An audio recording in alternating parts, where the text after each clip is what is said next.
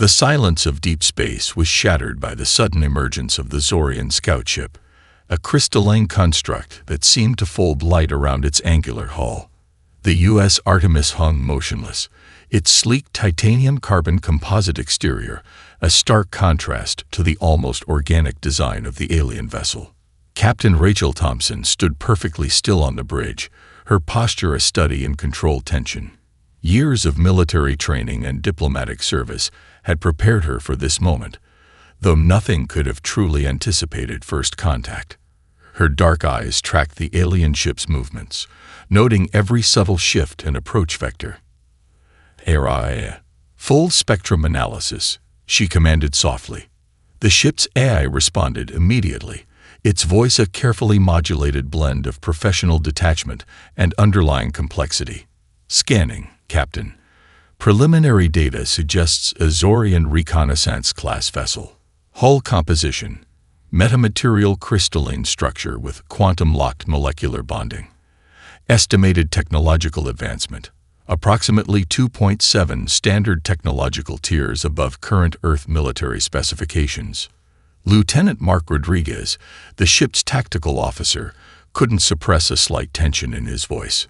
"They're painting us with multiple scan frequencies. Looks like they're doing more than just a basic reconnaissance." Thompson's lips curved into a slight smile, not of amusement, but of calculated observation. The Zorians were probing, testing, assuming human responses would follow predictable patterns. They were about to be disappointed. "Maintain passive systems," she instructed. "Let them think we're just another primitive exploration vessel." Aria's holographic interface flickered to life, a carefully designed representation that was human-like, but deliberately non-threatening.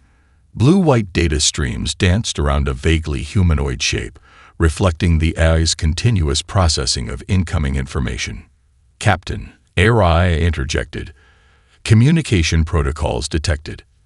Linguistic pattern analysis suggests a hierarchical communication style typical of collective species with rigid social structures. Recommendation: allow initial communication to reveal maximum information before responding." The Zorian transmission cut through the communication systems, a burst of complex quantum-encoded signals that would have been incomprehensible to most human technology. But ARIA was not most technology.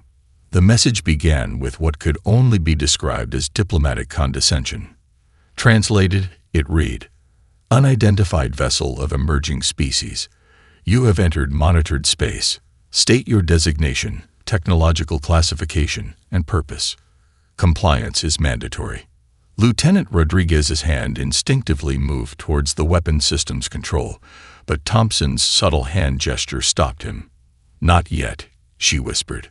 Aria's linguistic subsystems were already dismantling the transmission, analyzing not just the words but the implied cultural context, the subtle power dynamics, the unconscious reveals of the Zorian communication strategy. "Fascinating," Thompson muttered, more to herself than to anyone else on the bridge. The alien vessel began a slow, deliberate rotation, a maneuver that was clearly meant to be intimidating. Its crystalline hull caught the distant starlight, refracting it in ways that seemed to suggest multiple simultaneous dimensions of existence. "They're showing off," Rodriguez commented, a hint of sardonic humor in his voice. Aria's response was instantaneous. Threat display consistent with species experiencing initial territorial anxiety when encountering unknown civilization. Psychological profile suggests a culture that relies heavily on visual intimidation and hierarchical displays of power. Thompson's hand rested lightly on the communication console. When she spoke, her voice was calm, measured, each word chosen with surgical precision. "Respond with standard diplomatic protocol, but introduce just enough complexity to make them pause." The return transmission was a masterpiece of calculated ambiguity. It acknowledged the Zorian message while revealing absolutely nothing substantive.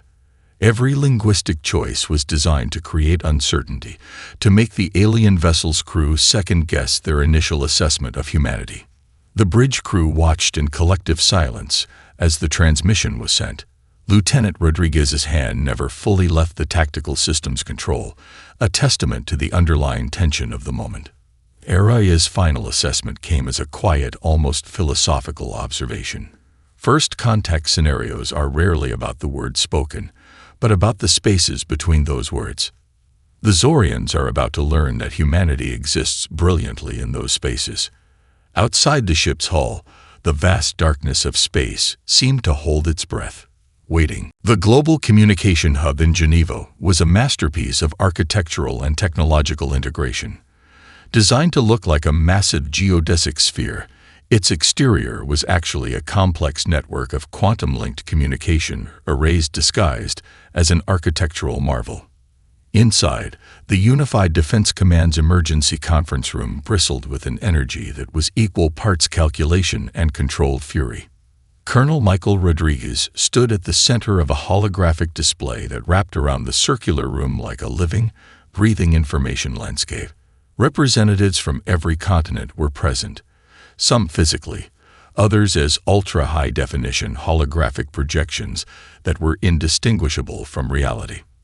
When the Zorian ultimatum began broadcasting, it wasn't just a message. It was a calculated psychological assault designed to humiliate and subjugate. The alien transmission cut through every communication channel simultaneously. Massive screens around the globe displayed the same image, a crystalline representation of the Zorian Collective's Leadership Council. The central figure, a being that seemed to be simultaneously solid and translucent, began speaking in a language that morphed and adapted to each listener's native tongue. Inhabitants of the third planet of the Sol system, the transmission began.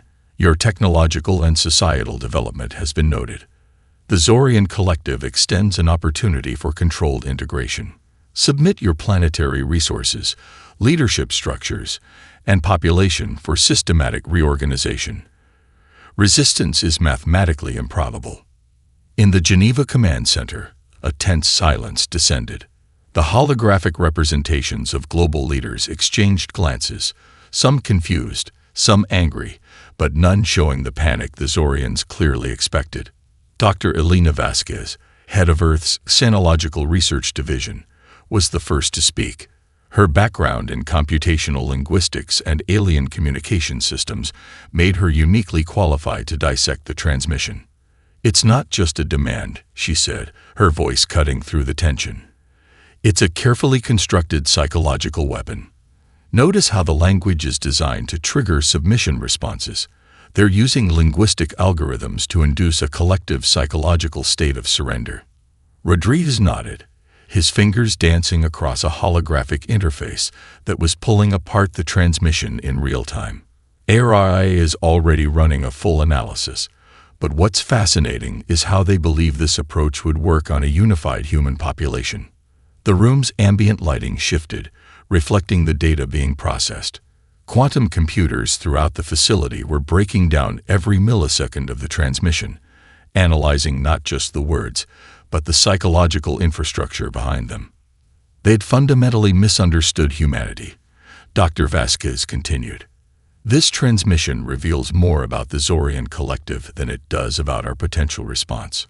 Around the globe, human responses were anything but uniform, and yet, paradoxically, completely unified. In military bases, research facilities, government buildings, and ordinary homes, people watched the transmission with a mixture of curiosity, defiance, and a cold, calculating readiness.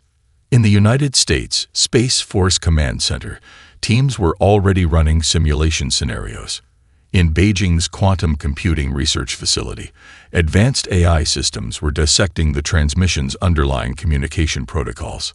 Moscow's strategic research institutes were analyzing potential technological counters, while teams in Bangalore were exploring diplomatic resistance strategies. Rodriguez activated a global communication protocol. The system he used wasn't just a communication network. It was a living, adaptive organism of human collaboration. Full global mobilization, he said simply, but not in the way they expect. What the Zorians didn't understand was that humanity's strength wasn't in traditional military might. It was in its ability to transform, to adapt, to turn every challenge into an opportunity for innovation. Araya's analysis began streaming into the command center. The AI had already identified 17 distinct psychological manipulation techniques in the Zorian transmission, mapped their potential effectiveness, and was developing counter-strategies that went far beyond simple military response. "They've given us a gift," Rodriguez said, a slight smile crossing his typically stoic face. "They've shown us exactly how they think." The holographic display shifted, showing a real-time map of global resources, communication networks, and strategic capabilities. What looked like a simple display to an outside observer was actually a complex, living representation of human potential. Dr. Vasquez looked at Rodriguez. "They think they're offering us a choice, but they don't understand.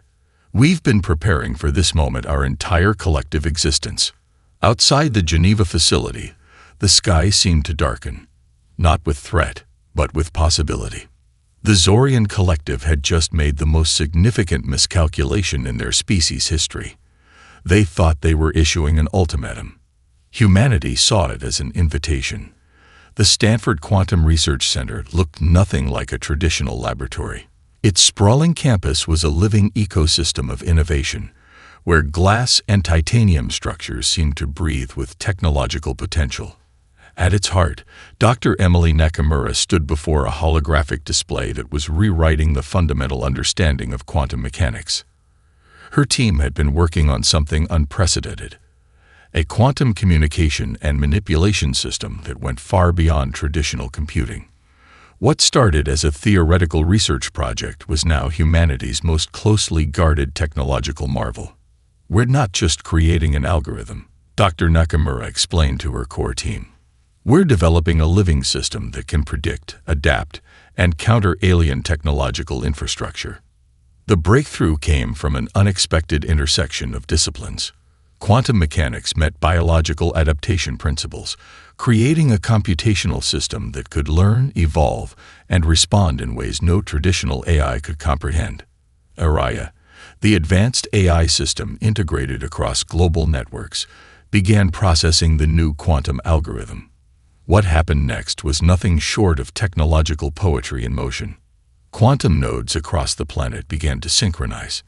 In Beijing, a quantum computing center that looked like a massive crystalline structure started pulsing with an almost organic rhythm. The Moscow Computational Research Institute systems began communicating in patterns that defied traditional understanding of information transfer. Colonel Michael Rodriguez watched from the Unified Defense Command Center as global systems began to interconnect in ways never before possible. Each quantum node was more than a computer. It was a living, breathing part of a global neural network. "They think we're primitive," Rodriguez muttered, watching the data streams dance across the holographic displays. "They have no idea what we're capable of." The quantum breakthrough wasn't just about computational power. It was about creating a system of unprecedented adaptability. Where traditional AI followed programmed parameters, this new system could predict, learn, and counter technological threats in real time. Dr. Nakamura's team had discovered something revolutionary. Quantum entanglement could be weaponized not just as a defensive mechanism, but as a form of technological communication that could literally rewrite the fundamental communication infrastructure of an opposing technological system. In the underground research facilities beneath the Swiss Alps, a team of international researchers was completing the final integration of the quantum network. What looked like a simple data transfer was actually a complex dance of information that could potentially disable entire technological systems with a single, precisely crafted quantum signal. "We're not building a weapon," Dr. Nakamura explained to her team. "We're creating a language of technological defense that the Zorians cannot comprehend." The global quantum network began to take shape. It wasn't a traditional communication system. It was a living, breathing organism of human innovation. Each node could communicate, adapt, and respond faster than any known technological system in the galaxy. Araya's capabilities expanded exponentially. The AI was no longer just a system. It became a global consciousness, drawing from quantum computational nodes across every continent. Its ability to process, predict, and respond went beyond anything the Zorians could imagine. In the Space Force Command Center, Lieutenant Sarah Thompson, cousin to Captain Rachel Thompson of the U.S. Artemis, was coordinating the final integration of the quantum network with military communication systems. "We're creating something they've never seen before," she told her team. "A technological ecosystem that can defend, communicate, and adapt faster than any threat can even be conceptualized." The quantum nodes began to pulse with a rhythm that was both mathematical and almost biological. Each communication was a complex dance of information, encrypted in ways that would take centuries for traditional computational systems to even begin to understand. Dr. Nakamura looked at the final quantum integration display and saw something beautiful. It wasn't just a technological system. It was a representation of human potential. Every node, every quantum connection represented a collective human innovation that transcended traditional understanding of technology. "We're not just preparing for a conflict," she said softly to herself. "We're showing the universe what humanity can truly do." Outside the Stanford facility, the sky seemed to shimmer, not with threat, but with possibility. The quantum network was alive, and it was ready. The Zorian collective had no idea what was coming. The first wave of Zorian attack ships emerged from quantum-fold space like crystalline nightmares. Their design defied conventional understanding. Hulls that seemed to shift and breathe, weapon systems that could reconfigure in milliseconds. Each vessel represented centuries of technological advancement, a testament to the Zorian collective's belief in their absolute superiority. Aboard the U.S. Artemis, Captain Rachel Thompson stood absolutely still, her hand resting lightly on the quantum adaptive command interface. Around her, the bridge crew moved with a precision that suggested months of preparation had led to this exact moment. "Era," Thompson called, her voice steady. "Tactical assessment." The AS holographic representation flickered to life, a complex matrix of blue-white data streams that coalesced into a vaguely humanoid form. Zorian First Wave Configuration. 17 primary assault vessels, 3 quantum-fold support ships. Estimated technological superiority. 2.7 standard tiers above previous Earth military specifications. Lieutenant Mark Rodriguez's fingers danced across his tactical console. The weapon systems of the Artemis were unlike anything in traditional military design. Each subsystem was a quantum adaptive network, capable of learning and reconfiguring faster than any known technological defense mechanism. "They're entering optimal attack vector," Rodriguez reported. "Quantum signatures suggest they're preparing a simultaneous multi-point energy discharge." What the Zorians didn't understand was that humanity had been preparing for this moment in ways that defied conventional military strategy. The U.S. Artemis wasn't just a ship, it was a living technological organism, designed to turn the most advanced alien weaponry into its own defensive mechanism. The first energy discharge erupted from the lead Zorian vessel, a quantum-locked weapon that could theoretically slice through the molecular bonds of any known defensive shield. It was a weapon that had decimated countless civilizations, a technological expression of the Zorian collective's absolute confidence. Captain Thompson didn't move. "Adaptive resonance field," she commanded softly. The Artemis's hull began to do something impossible. Instead of simply blocking the energy discharge, it began to absorb, analyze, and then redirect the quantum energy. The weapon that was meant to destroy became a source of tactical information and defensive power. Araya's voice was almost clinical. "Quantum weapon analysis complete. Redirecting energy signature. Preparing adaptive counter mechanism." The Zorian commander watching the engagement couldn't believe what was happening. The human vessel not only survived the initial attack, but seemed to be transforming the weapon's energy into something entirely unexpected. "Tactical reconfiguration," Thompson ordered. "Mark, prepare quantum mirror dispersal." What happened next was beyond anything the Zorian collective could have anticipated. The Artemis didn't just defend. It began to use the Zorian weapon's own quantum signature against the attacking fleet. Each energy discharge was captured, analyzed, and then reflected back with a precision that suggested something more than simple technological defense. It was as if the ship was learning, adapting, turning the most advanced alien weaponry into a complex language of technological communication. 3 Zorian capital ships disappeared in the first wave of counterattacks. Not destroyed, transformed. Their quantum systems became temporarily inert, their complex molecular structures temporarily disrupted by their own weaponry turned against them. "They think technology is a weapon," Thompson murmured. "We know it's a conversation." The quantum adaptive defense wasn't just about blocking attacks. It was about understanding, communicating, and ultimately neutralizing technological threats in ways that went beyond traditional military strategy. Aboard the Zorian command vessel, confusion turned to something closer to terror. Their most advanced weapons were being used against them. Their quantum communication network suddenly compromised by a technological approach they couldn't comprehend. Lieutenant Rodriguez looked up from his tactical display, a rare smile crossing his face. "Ma'am, they're starting to realize we're not like anything they've encountered before." Araya's holographic representation pulsed with what could only be described as a sense of calculated satisfaction. Tactical assessment. Zorian first wave attack neutralized. Adaptive learning protocols functioning at 342% projected efficiency. The space around the Artemis seemed to shimmer, not with the destruction of battle, but with the complex dance of technological innovation. Each quantum pulse was a message, each redirected energy discharge a statement about human potential. Captain Thompson watched the transforming battlefield, understanding something profound. This wasn't just a battle. It was a first conversation, and humanity was speaking a language the Zorians had never heard before. The universe was about to learn something important about human capability. The global communication centers were unlike any military command structure in history.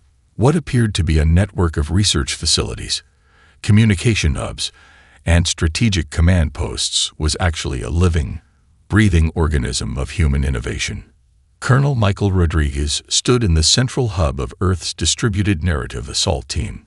Surrounding him were specialists from every conceivable discipline: linguists, quantum communication experts, cultural anthropologists, AI specialists, and psychological warfare strategists. "This isn't about destroying them," Rodriguez explained to his team. "This is about making them understand something fundamental about humanity."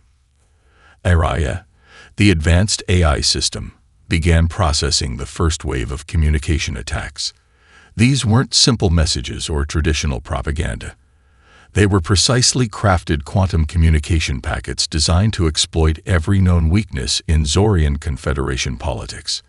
Dr. Elena Vasquez, head of Xenological Communication Strategies, had spent years studying the intricate social structures of the Zorian collective.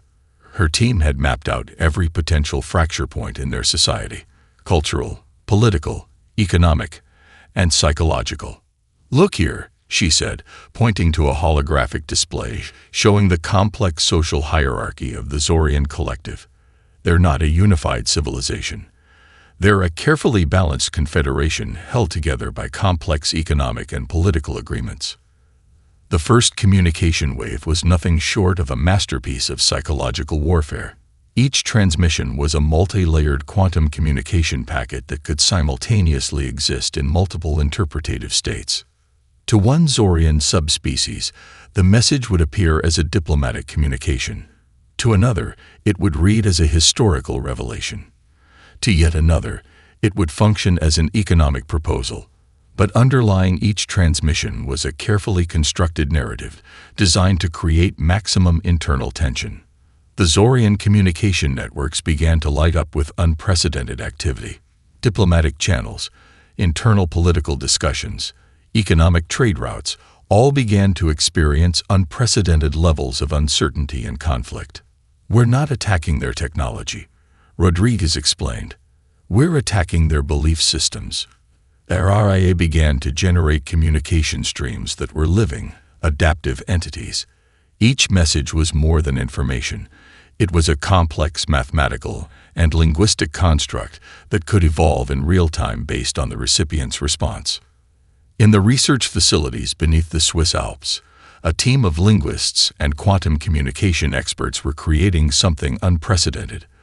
They were developing the communication system that was simultaneously a weapon, a diplomatic tool, and a form of interspecies dialogue. Dr. Hiroshi Tanaka, a leading expert in xenolinguistics, watched as the communication packets began to disseminate. "We're giving them a mirror," he said softly, reflecting back their own social structures in ways they've never seen before. The messages began to reveal long-suppressed tensions within the Zorian collective. Economic inequalities, historical conflicts between subspecies, hidden political manipulations, all became part of a complex narrative that threatened to tear the Confederation apart. Aboard the U.S. Artemis, Captain Rachel Thompson monitored the global communication strategy. The ship's quantum communication systems were now fully integrated with the global narrative assault. "They believe technology is about destruction," Thompson murmured. "We know it's about communication." The psychological impact was immediate and devastating. Zorian communication networks became flooded with uncertainty. Political leaders began to question long-held beliefs. Economic agreements that had stood for centuries suddenly seemed fragile. Aria's analysis was clinical yet profound. Psychological destabilization protocol at 87% efficiency. Primary objective: create maximum internal conflict with minimum external intervention. Rodriguez looked at the holographic displays showing the cascading effects of their communication strategy. It wasn't about winning a traditional war.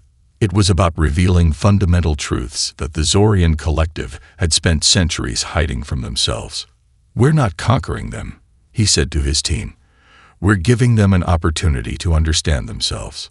The quantum communication packets continued to spread, each one a complex mathematical construct that was simultaneously a weapon, a diplomatic tool, and a form of interspecies dialogue. The Zorian collective was about to learn something fundamental about humanity. Our greatest weapon was never technology. It was understanding. The universe watched, uncertain of what would come next. The Zorian Central Governance Spire was a marvel of architectural and technological integration, a massive crystalline structure that seemed to defy the laws of physics. Located in the heart of their primary administrative system, it had been the unquestioned center of power for millennia. Now, it trembled with an uncertainty that no Zorian leader had ever experienced. High Coordinator Zexal, leader of the Zorian Collective's primary governance council, stared at the communication streams with a growing sense of existential dread. What had begun as a simple military operation was unraveling in ways that defied all strategic projections. The human communication packets were unlike anything in the collective's historical records. Each transmission was a quantum-encrypted message that seemed to exist in multiple states simultaneously, a linguistic and technological paradox that their best analysts couldn't fully comprehend. "These are not simple communications," Dr. Renfar, the collective's chief sinological analyst, reported. His tentacle-like appendages moved nervously across the holographic interface. "They are adaptive systems that change based on our very observation." The messages revealed inconvenient truths about the Zorian collective's history. Long-suppressed conflicts between subspecies, economic inequalities, and political manipulations that had been carefully hidden for centuries were now being brought into sharp, unforgiving focus. The Arcthuri, a subspecies that had been marginalized for generations, received communications that detailed their historical contributions that had been systematically erased from official records.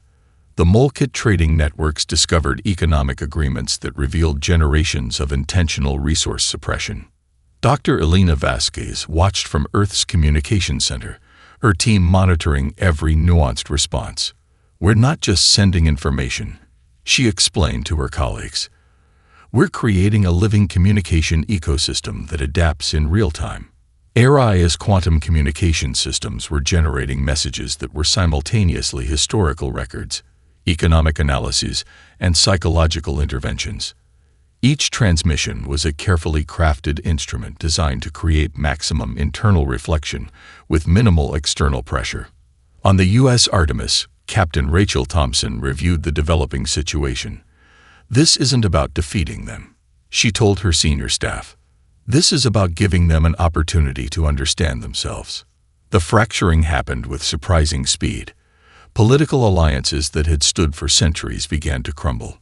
The Zorian Collective's rigid hierarchical structure, which had been its greatest strength, became its most significant vulnerability. High Coordinator Zexal called an emergency council meeting. The communication chamber, typically a place of absolute unity, now buzzed with unprecedented tension. "These humans," one council member argued, "are using our own communication systems against us. They're revealing truths we've spent generations suppressing." Another countered, "We should intensify our military response." But the doubt had already taken root. The human communication strategy had done something far more profound than any military action could achieve. It had introduced a fundamental concept that the Zorian Collective had never truly understood: the power of transparent communication. Dr. Renthar's analysis was becoming increasingly troubling for the leadership. "The communication packets are not just information," he reported. "They are a form of collective therapy, forcing us to confront our own historical contradictions." ARIA's quantum communication systems continued their precise, multi-layered assault. Each message was a complex mathematical and linguistic construct that could simultaneously exist in multiple interpretative states. The Arc theory subspecies began to organize. The Molkit trading network started questioning long-standing economic agreements. Internal communication channels that had been tightly controlled for generations suddenly became platforms of unprecedented dialogue. Colonel Michael Rodriguez watched the unfolding scenario from Earth's Unified Defense Command. "We're not destroying them," he said softly. "We're giving them a chance to rebuild." The quantum communication packets continued to spread, each one a living, adaptive entity that could transform based on the collective's response. It was communication as a form of collective healing, a technological extension of human empathy. High Coordinator Zexal realized something terrifying. The humans weren't just resisting conquest. They were offering the Zorian Collective an opportunity for fundamental transformation. The universe watched, uncertain of what would emerge from this unprecedented form of interspecies communication. Humanity had just redefined the concept of warfare. The Zorian Collective's central governance structure began to disintegrate with a precision that suggested careful planning rather than chaotic collapse. What had seemed like an impenetrable civilization was revealing itself to be a complex network of fragile alliances and suppressed tensions. Dr. Elena Vasquez stood before a massive holographic display in Earth's Strategic Communication Center, watching the intricate patterns of Zorian societal breakdown. Her team had spent years studying every nuance of the alien civilization's social infrastructure. "It's not about destruction," she explained to Colonel Michael Rodriguez. "It's about creating the conditions for fundamental transformation." The quantum communication networks continued their relentless, precise assault. Each transmission was a carefully crafted instrument designed to expose the most sensitive fault lines within the Zorian Collective's social and political structures. Aboard the U.S. Artemis, Captain Rachel Thompson monitored the unfolding scenario. The ship's advanced AI, ARIA, was processing communication streams that went far beyond traditional military intelligence. "We're conducting a surgical intervention," Thompson murmured, watching the holographic displays that mapped the Zorian Collective's internal communications, not with weapons, but with understanding. The first major fracture occurred within the Zorian economic networks. The Molkit trading subspecies received a series of quantum-encrypted communications that revealed generations of economic manipulation. Trade routes that had been carefully controlled for millennia suddenly became platforms of unprecedented transparency. High Coordinator Zexal watched in growing horror as the carefully constructed facade of collective unity began to crumble. The communication packets from Earth were more than simple information. They were a form of collective psychological intervention. Dr. Hiroshi Tanaka, leading the xenolinguistics team, had designed communication strategies that were simultaneously historical records, economic analyses, and psychological healing tools. "We're not just sending messages," he explained to his team. "We're creating a living communication ecosystem." The Arcthuri, a subspecies that had been systematically marginalized for generations, began to organize with unprecedented speed. Historical records that had been suppressed for millennia were suddenly brought into sharp, unforgiving focus. HFY's quantum communication systems generated messages that could simultaneously exist in multiple interpretative states. To one Zorian subspecies, a transmission might appear as a diplomatic communication. To another, it would read as a historical revelation. To yet another, it would function as an economic proposal. Colonel Rodriguez watched the holographic displays showing the cascading effects of their communication strategy. "We're not conquering them," he said to his team. "We're giving them an opportunity to understand themselves." The U.S. Artemis played a crucial role in this complex communication strategy. Its quantum communication systems were now fully integrated with the global narrative assault. Each transmission was a complex mathematical construct that could evolve in real time based on the recipient's response. High Coordinator Zexal called an emergency council meeting. The communication chamber, typically a place of absolute unity, now buzzed with unprecedented tension. "These humans," one council member argued, "are using our own communication systems against us. They're revealing truths we've spent generations suppressing." Another countered, "We should intensify our military response." But the doubt had already taken root. The human communication strategy had done something far more profound than any military action could achieve. It had introduced a fundamental concept that the Zorian collective had never truly understood: the power of transparent communication. Dr. Renthar, the collective's chief sinological analyst, could only watch in growing understanding. "The communication packets are not just information," he reported. "They are a form of collective therapy, forcing us to confront our own historical contradictions." The quantum communication packets continued to spread, each one a living, adaptive entity that could transform based on the collective's response. It was communication as a form of collective healing, a technological extension of human empathy. Captain Thompson looked at her senior staff. "We're rewriting the rules of engagement," she said softly. "Not through destruction, but through understanding." The universe watched, uncertain of what would emerge from this unprecedented form of interspecies communication. Humanity had just redefined the concept of conflict resolution.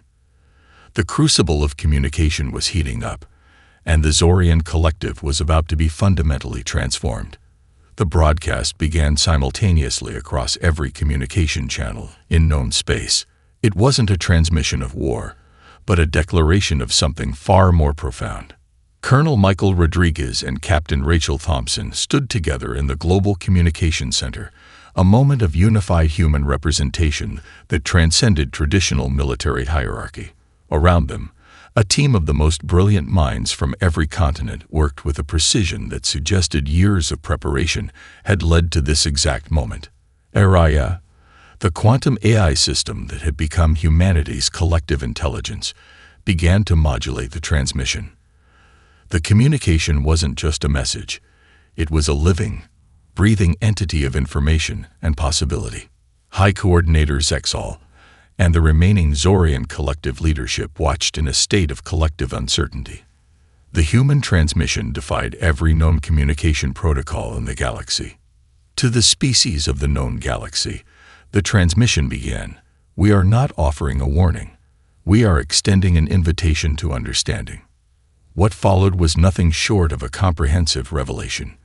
The transmission contained multiple layers of communication, a historical analysis that revealed the complex evolution of human civilization, not as a narrative of conquest, but as a story of survival, adaptation, and collective growth. The quantum encrypted packets showed humanity's journey, from primitive tribal societies to a globally unified civilization capable of looking beyond its own planetary boundaries. An economic proposal that reimagined galactic resource management. The humans weren't suggesting dominance. but collaborative development.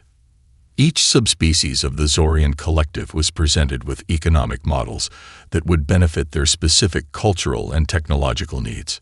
A technological showcase that was simultaneously a demonstration and an invitation. The transmission included glimpses of human technological capabilities, not as weapons, but as potential collaborative platforms.